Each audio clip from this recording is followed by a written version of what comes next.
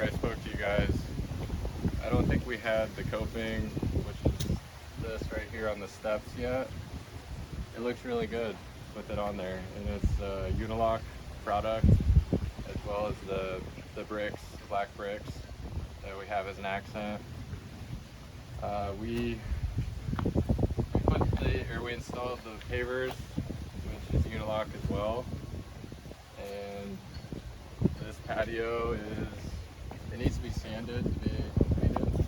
It's also going to be sealed. So this patio here is going to be tied into another patio over there, and then there's going to be flagstone pieces that will connect the two.